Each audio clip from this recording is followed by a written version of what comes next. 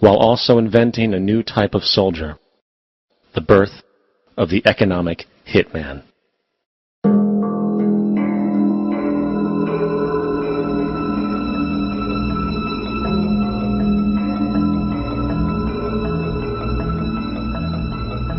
We economic hitmen really have been the ones responsible for creating this first truly global empire.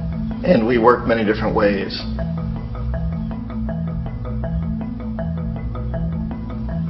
But perhaps the most common is that we will identify a country that has resources our corporations covet, like oil, and then arrange a huge loan to that country from the World Bank or one of its sister organizations. But the money never actually goes to the country. Instead, it goes to our big corporations to build infrastructure projects in that country, power plants, industrial parks, ports, things that benefit a few rich people in that country, in addition to our corporations, but really don't help the majority of the people at all. However, those people, the whole country is left holding a huge debt. It's such a big debt they can't repay it, and that's part of the plan, that they can't repay it. And so at some point, we economic hitmen go back to them and say, listen, you lost a lot of money, can't pay your debt, so sell your oil real cheap to our oil companies. Allow us to build a military base in your country, or send troops in support of ours to someplace in the world like Iraq, or vote with us on the next UN vote to have their electric utility company privatized and their water and sewage system privatized and sold to U.S. corporations or other multinational corporations. So there was that whole mushrooming thing, and it's so typical of the way the IMF and the World Bank work, that you put a country in debt, it's such a big debt it can't pay it, and then you offer to refinance that debt and pay even more interest. And you demand this quid pro quo, which you call a conditionality or good governance, which means basically that they've got to sell off their resources, including many of their social services, their utility companies, their school systems sometimes, their penal systems, their insurance systems, to foreign corporations. So it's a double, triple, quadruple whammy. The precedent for economic hitmen really began back in the early 50s when democratically elected Mossadegh, who was elected in Iran, he was considered to be the hope for democracy in the Middle East and around the world. He was Time Magazine's Man of the Year. But one of the things that he'd run on and began to implement was the idea that foreign oil companies needed to pay the Iranian people a lot more for the oil that they were taking out of Iran. The Iranian people should benefit from their own oil. Strange policy. We didn't like that, of course. But we were afraid to do what we normally were doing, which was to send in the military. Instead, we sent in one CIA agent, Kermit Roosevelt, Teddy Roosevelt's relative. And Kermit went in with a few $1 million and was very, very effective and efficient. And in a short amount of time, he managed to get Mossadegh overthrown and brought in the Shah of Iran to replace him, who always was favorable to oil. And it was extremely effective. Bombs overflow Tehran. Army officers shout that Mossadegh has surrendered and his regime as virtual dictator of Iran is ended. Pictures of the Shah are paraded through the streets as sentiment reverses. The Shah is welcomed home. So back here in the United States, in Washington, people looked around and said, wow, that was easy and cheap. So this established a whole new way of manipulating countries, of creating empire. The only problem with Roosevelt was that he was a card-carrying CIA agent, and had he been caught, the ramifications could have been pretty serious. So very quickly at that point, the decision was made to use private consultants to channel the money through the World Bank or the IMF or one of the other such agencies, to bring in people like me who worked for private companies, so that if we got caught, there would be no governmental ramifications.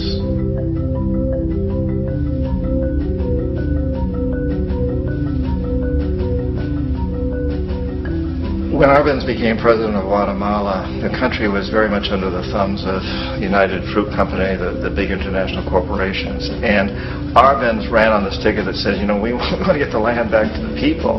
And once he took power, he was implementing policies that would do exactly that, give land rights back to the people. United Fruit didn't like that very much.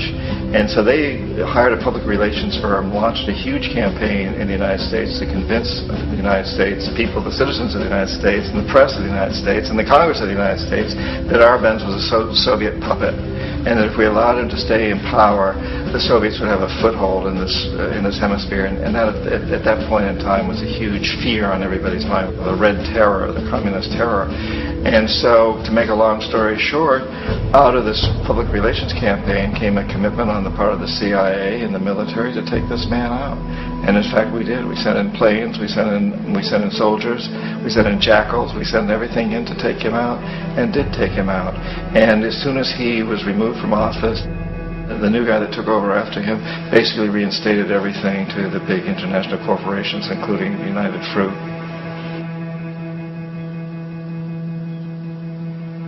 Ecuador for many, many years had been ruled by pro-U.S. dictators, often relatively brutal. Then it was decided that they were going to have a truly democratic election. Jaime Roldos ran for office. And his main goal, he said, as president would be to make sure that Ecuador's resources were used to help the people. And he won, overwhelming, by more votes than anybody had ever won anything in Ecuador. And he began to implement these policies to make sure that the profits from oil went to help the people. Well, we didn't like that in the United States. I was sent down as one of several economic hitmen to change Roldos, to corrupt him, to bring him around, to let him know, okay, you can get very rich, you and your family, if you play our game, but if you continue to try to keep these policies you've promised, you're going to go. He wouldn't listen. He was assassinated. As soon as the plane crashed, the whole area was cordoned off. The only people allowed in were U.S. military from a nearby base and some of the Ecuadorian military. When an investigation was launched, two of the key witnesses died in car accidents before they had a chance to testify. A lot of very, very strange things that went on around the assassination of Jaime Roldos. I, like most people who've really looked at this case, have absolutely no doubt that it was an assassination. And of course, in my position as an economic hitman, I was always expecting something to happen to Jaime, whether it be a coup or assassination, I wasn't sure, but that he would be taken down because he was not being corrupted. He would not allow himself to be corrupted the way we wanted to corrupt him. Omar Torrijos, president of Panama, was one of my favorite people. I really, really liked him. He was very charismatic. He was a guy who really wanted to help his country. And when I tried to bribe him or corrupt him, he said, look, John, he called me Juanito. He said, look, Juanito, I don't need the money. What I really need is for my country to be treated fairly. I need for the United States to repay the debts that you owe my people for all the destruction you've done here. I need to be in a position where I can help other Latin American countries win their independence and be free of this terrible presence from the north that you people are exploiting us so badly. I need to have the Panama Canal back in the hands of the Panamanian people. That's what I want. And so, leave me alone. Don't try to bribe me. It was 1981. And in May, Jaime Roldos was assassinated. And Omar was very aware of this. Torrijos got his family together and he said, I'm probably next. But it's okay, because I've done what I came here to do. I've renegotiated the canal. The canal will now be in our hands. He just finished negotiating the treaty with Jimmy Carter. In June of that same year, just a couple of months later, he also went down in an airplane crash, which there's no question was executed by CIA-sponsored jackals. Tremendous amount of evidence that one of Torrijos' security guards handed him at the last moment as he was getting on the plane a tape recorder, a small tape recorder that contained a bomb.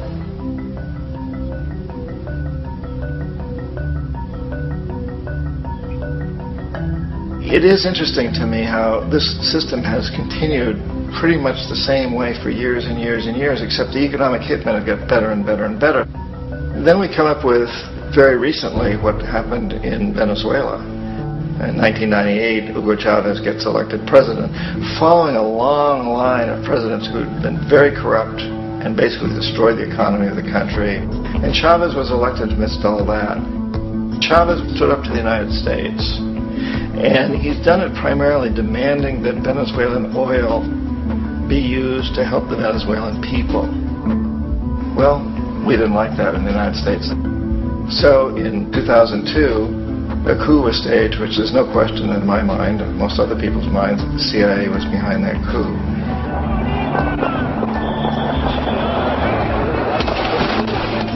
The way that that coup was fomented was very reflective of what Kermit Roosevelt had done in Iran, of paying people to go out into the streets to riot, to protest, to say this Chavez is very unpopular.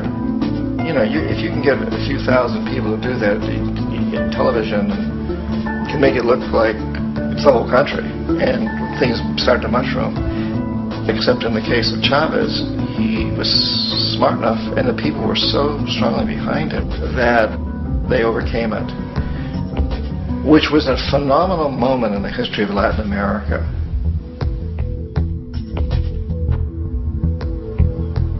Iraq actually is a perfect example of the way the whole system works. So we economic hitmen are the first line of defense. We go in and we try to corrupt the governments and get them to accept these huge loans, which we then use as leverage to basically own them. If we fail, as I failed in Panama with Omar Torrijos and in Ecuador with Jaime Roldos, men who refused to be corrupted, then the second line of defense is we send in the jackals. And the jackals either overthrow governments or they assassinate. And once that happens and a new government comes in, boy, it's going to toe the line, because the new president knows what will happen if he doesn't. In the case of Iraq, both of those things failed. Economic hitmen were not able to get through to Saddam Hussein. We tried very hard. We tried to get him to accept a deal very similar to what the House of Saud had accepted in Saudi Arabia, but he wouldn't accept it. And so the jackals went in to take him out. They couldn't do it. His security was very good. After all, he had one time worked for the CIA. He'd been hired to assassinate a former president of Iraq and failed, but he knew the system. So in 91, we send in the troops and we take out the Iraqi military. So we assume at that point that Saddam Hussein is going to come around. We could have taken him out, of course, at that time, but we didn't want to. He's the kind of strong man we like. He controls his people. We thought he could control the Kurds and keep the Iranians in their border and keep pumping oil for us. And then once we took out his military, now he's going to come around. So the economic hitmen go back in the 90s without success. If they'd had success, he'd still be running the country. We'd be selling him all the fighter jets he wants and everything else he wants. But they couldn't. They didn't have success. The jackals couldn't take him out again. So we sent the military in once again, and this time we did the complete job and took him out, and in the process created for ourselves some very, very lucrative construction deals. We had to reconstruct a country that we'd essentially destroyed, which is a pretty good deal if you own construction companies, big ones. So, Iraq shows the three stages. The economic hitmen failed there, the jackals failed there, and as a final measure, the military goes in.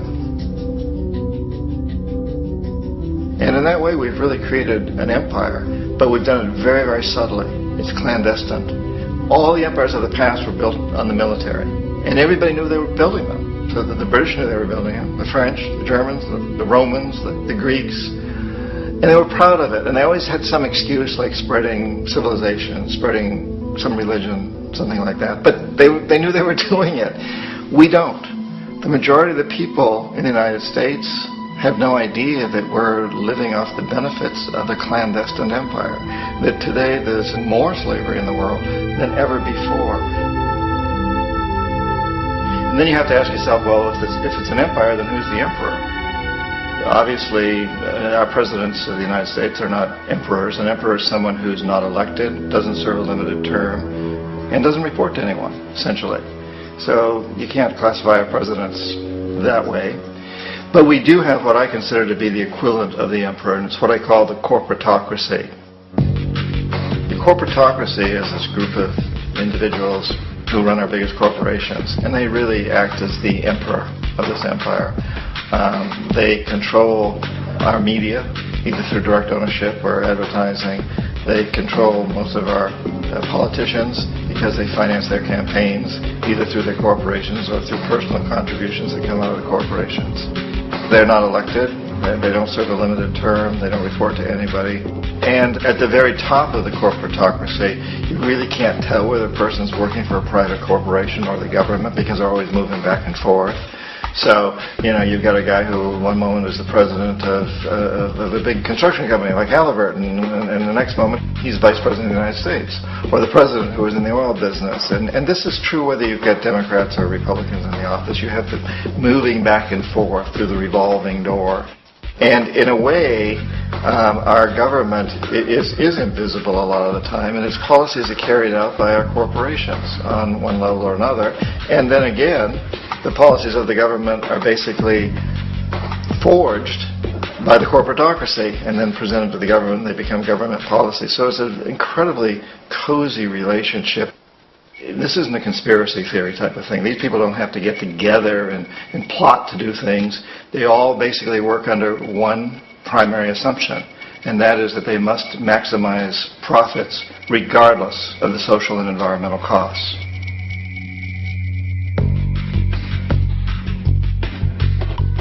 This process of manipulation by the corporatocracy through the use of debt, bribery, and political overthrow is called globalization. Just as the Federal Reserve keeps the American public in a position of indentured servitude through perpetual debt, inflation, and interest, the World Bank and IMF serve this role on a global scale. The basic scam is simple. Put a country in debt either by its own indiscretion or through corrupting the leader of that country, then impose conditionalities or structural adjustment policies, often consisting of the following. Currency devaluation. When the value of a currency drops, so does everything valued in it. This makes indigenous resources available to predator countries at a fraction of their worth. Large funding cuts for social programs. These usually include education and healthcare, compromising the well-being and integrity of the society, leaving the public vulnerable to exploitation. Privatization of state-owned enterprises. This means that socially important systems can be purchased and regulated by foreign corporations for profit. For example, in 1999, the World Bank insisted that the Bolivian government sell the public water system of its third largest city to a subsidy of the U.S. corporation Bechtel. As soon as this occurred, water bills for the already impoverished local residents skyrocketed. It wasn't until after a full-blown revolt by the people that the Bechtel contract was nullified.